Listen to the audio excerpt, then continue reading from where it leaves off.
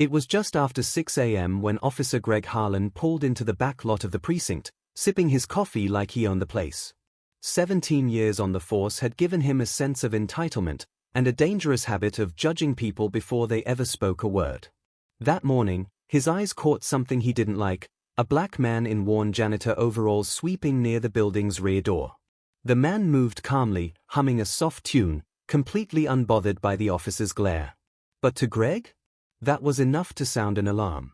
He got out, straightened his belt, and walked up with a sneer already forming. "Hey! What are you doing back here?" he barked. The man, whose name tag read M. Carter, looked up without fear. "Just doing my job, sir." That only irritated Greg more. "You got ID?" Carter reached into his pocket and handed him a folded sheet. It wasn't a license, it was a contract. Greg didn't even read it. He crumpled it, threw it aside, and said, "Let's take a ride." And before the man could protest, Greg slapped cuffs on him like it was routine. Because to him, it was. Inside the precinct, Greg paraded his suspect like a trophy. Officers glanced over, confused. "Who's that?" one asked. "Caught him creeping around the back," Greg said, full of pride. "Claims he's a janitor. I don't trust paperwork from someone who doesn't belong here." Nobody laughed. One officer picked up the document Greg had tossed aside. He read it once. Then again. His eyes widened. But before he could speak, the intercom crackled overhead. "All personnel, please report to the main hall. The new police commissioner has arrived." There was a pause. Then a wave of murmurs. Greg rolled his eyes.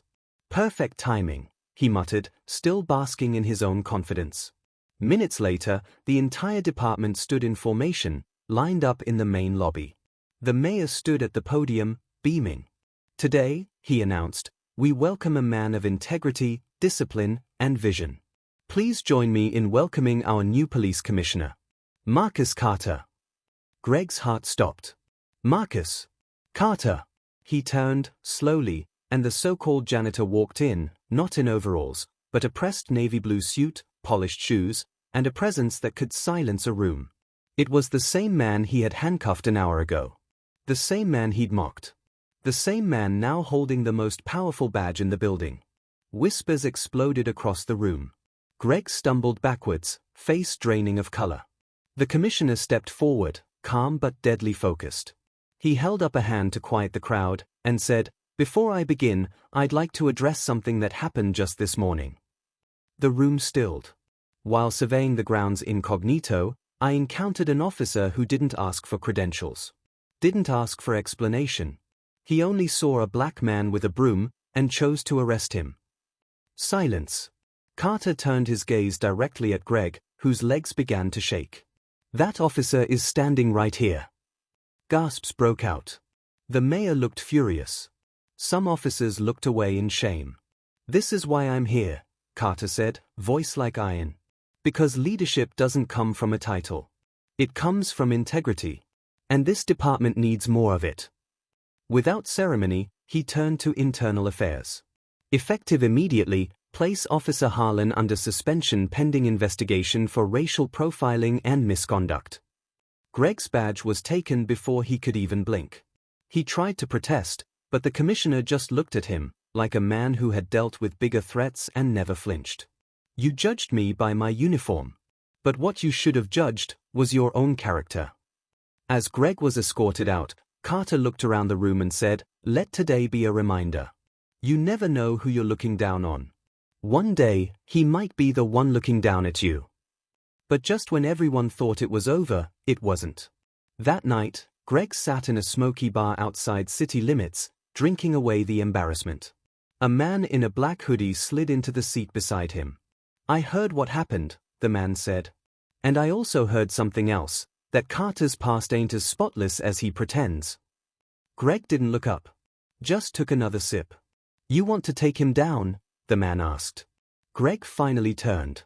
His voice was low. "If I go down, I'm taking Carter with me." Was Marcus Carter truly as clean as he claimed?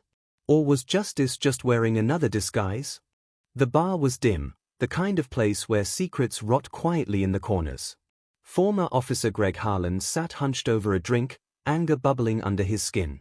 He had been humiliated, stripped of his badge, his pride, and his illusion of power, in front of the entire department. All because he cuffed a janitor, who turned out to be the police commissioner. But now, across from him, sat a shadowy figure with a promise of revenge. "You want to take Marcus Carter down?" the man asked again, sliding a flash drive across the table. Greg didn't say a word. He just picked it up. And with that, the game changed.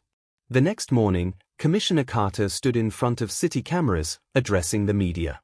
The department's new direction was clear: zero tolerance for racial profiling, full accountability, and complete transparency. But behind the scenes, an old file had resurfaced. One the department buried almost a decade ago. The flash drive Greg received contained grainy footage, an old military interrogation room. A man screaming.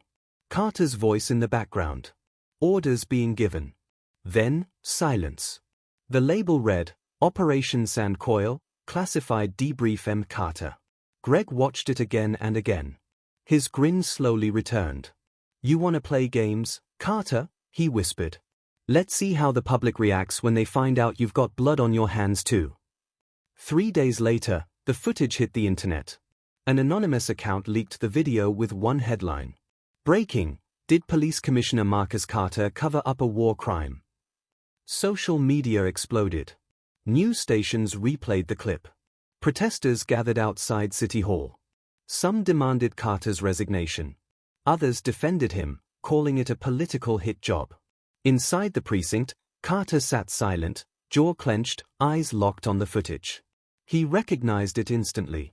Not because he had something to hide, but because he knew who had leaked it.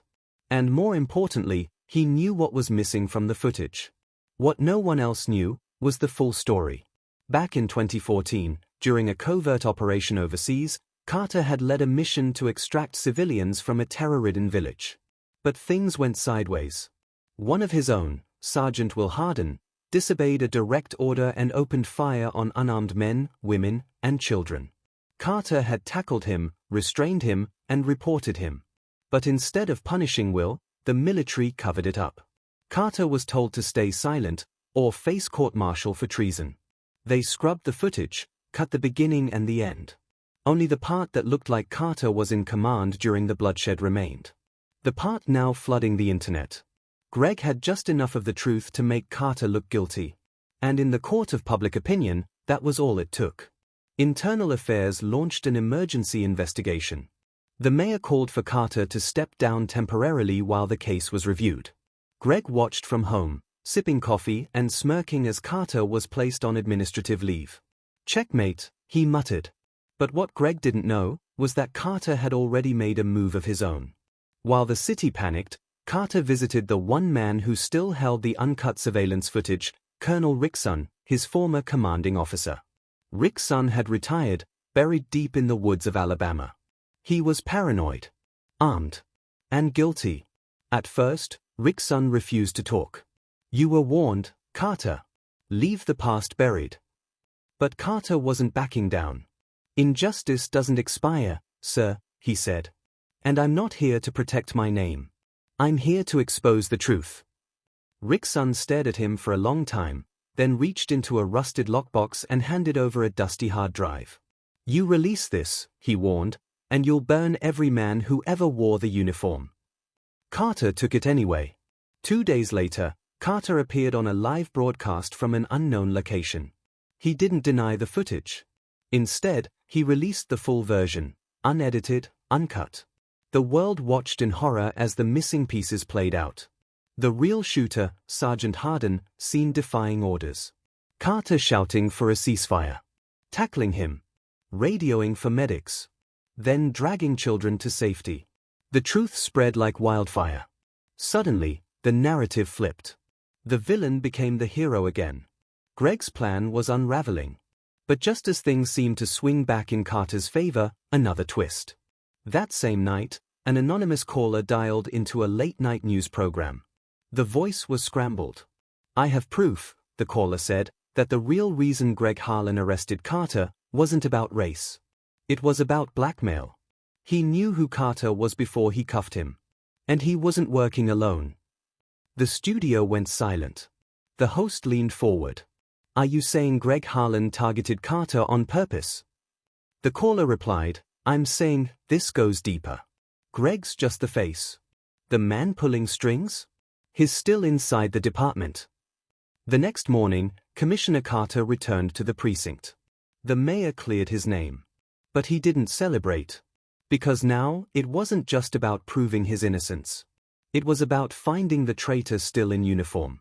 He walked past Greg's empty locker, past the desk where the plan had started. Then, on his office chair, he found an envelope. Inside was a photo. Black and white. Blurry. But unmistakable. It was Carter. Talking to Colonel Rickson. Yesterday. There was no caption. Just a handwritten note. "You're not the only one with footage." Carter's hands went cold. His eyes narrowed.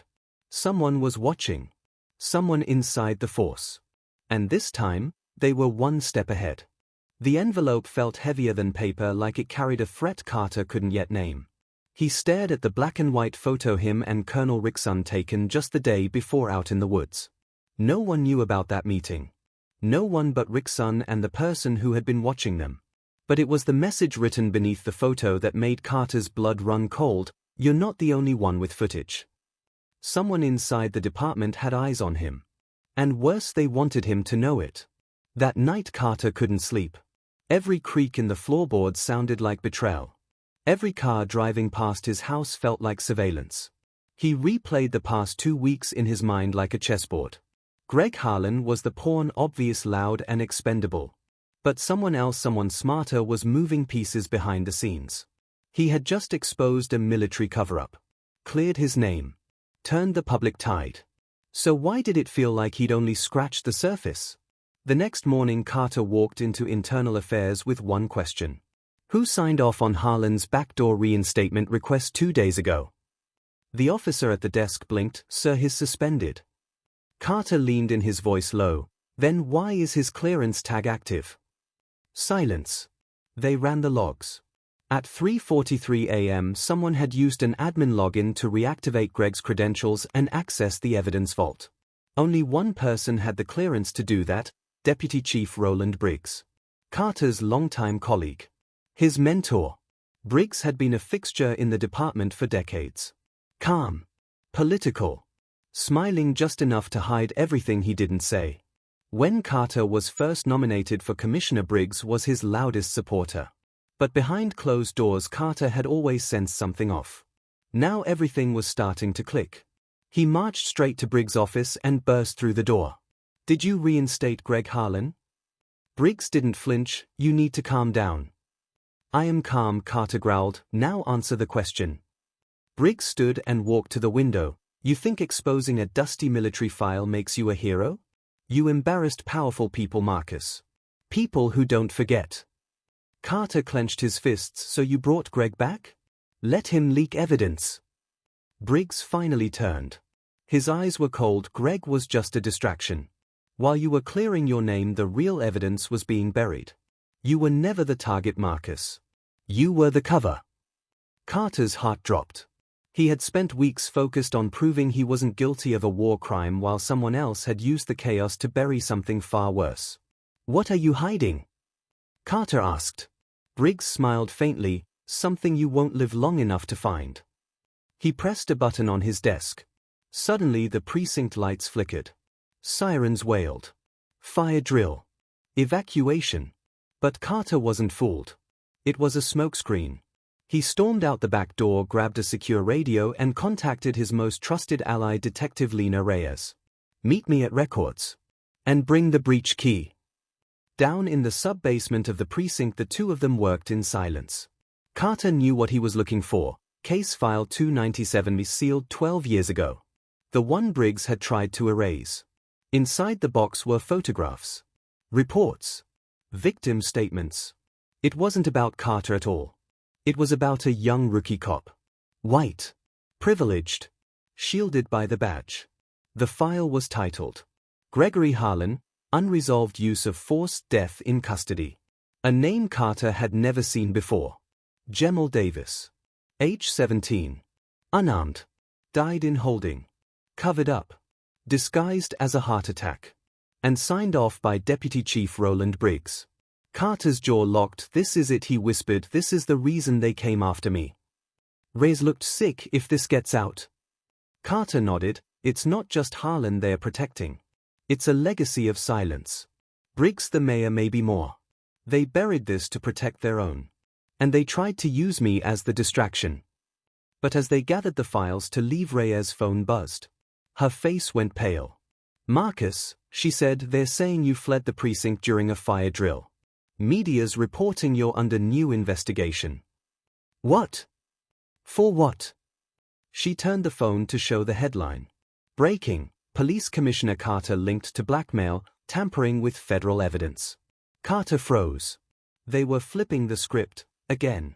Reyes looked up. They're framing you. Footsteps echoed down the hallway. Voices. Radio chatter. Carter's in the records vault. Authorized to detain. Reyes pulled her weapon. We gotta move. Now. They escaped through a utility tunnel, climbed into an unmarked cruiser, and sped into the night. Carter sat in the passenger seat staring down at the file in his lap. A 17-year-old kid. Covered up. Forgotten. And now, he was the fugitive. Again. But this time it wasn't just about saving himself. It was about justice for Jemal Davis. And exposing the rot at the heart of the department he once vowed to serve.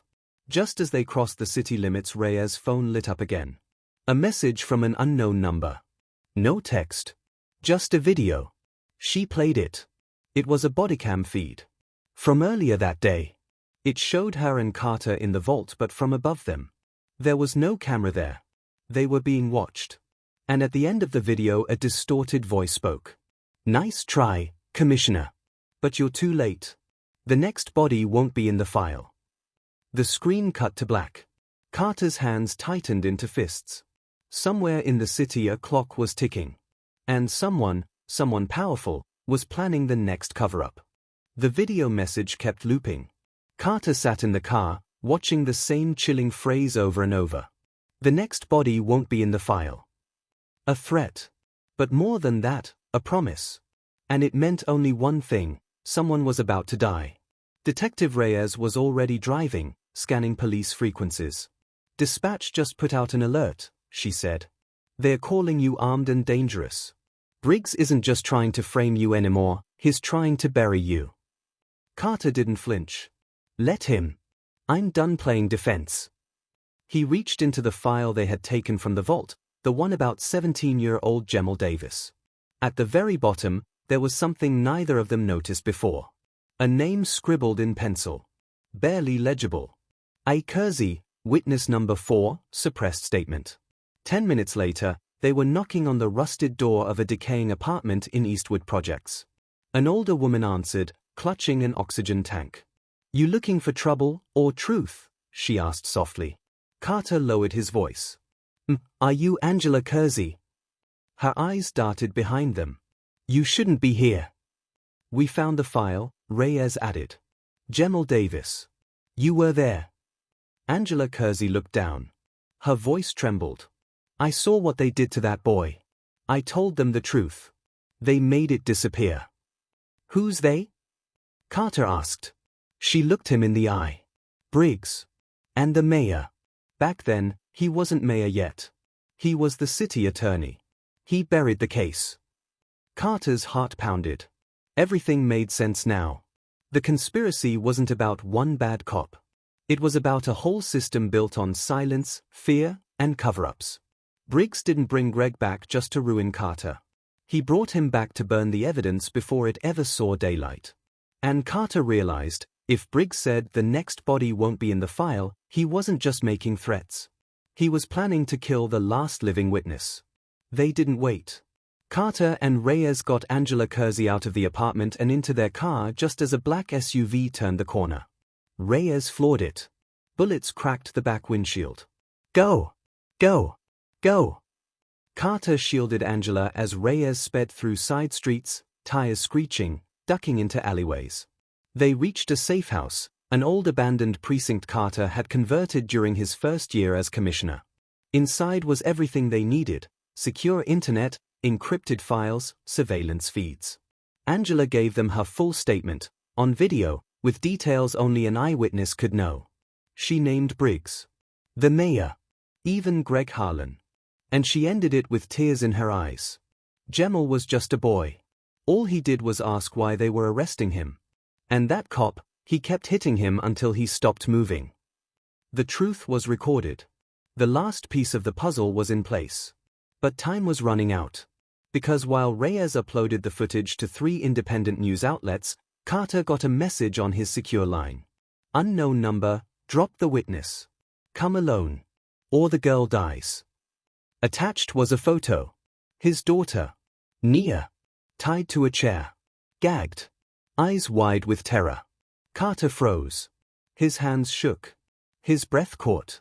Everything in him wanted to rage. But this wasn't about rage. It was about precision. He looked at Reyes. They've got Nia. Her jaw clenched. Where? Carter studied the background in the photo. He recognized the red brick wall. The rusted chains. Old precinct. The condemned one on Jefferson. He grabbed his badge, clipped it to his belt, and loaded his firearm. No backup, he said. They want me alone. So I'm going alone. Reyes stopped him. You're not alone. Not this time.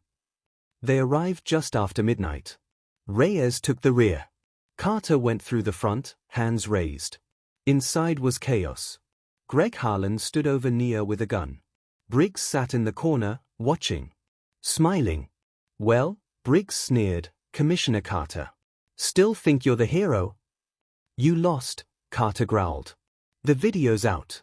Angela gave her statement. By tomorrow morning, every news station in the country will know what you did. Briggs' smirk faltered. You think the truth matters? He snapped. You really think the system wants to fix itself? We are the system. Greg raised the gun. But before he could pull the trigger, bang! A shot rang out. Greg dropped. Reyes stepped in from the shadows, gun still smoking. Briggs lunged, but Carter tackled him to the ground, cuffing him with the same steel he once used on the innocent. By dawn, everything had changed. The footage aired on national news. The mayor resigned. Briggs was indicted. Angela Kersey was placed in protective custody, and for the first time in years, she smiled. As for Carter, he stood in front of the same precinct where it all began. No longer a suspect. No longer a pawn. But a symbol of what justice could look like if people refused to be silent. 1 week later, Carter sat at his desk, reviewing case files. A knock came at the door. It was Reyes. Sir, she said. You need to see this. She handed him a sealed envelope. No return address. Inside was a single photograph. Greg Harlan. Alive. Smiling. Holding a newspaper dated yesterday. On the back, a message. You thought I was working for Briggs? He was working for me. Carter's eyes widened. Greg was still out there. And now, he wasn't hiding. Drop a comment if you want part 5. Follow for more real stories with real justice, where the truth always fights back. Because in a system built on silence, the loudest voice can change everything.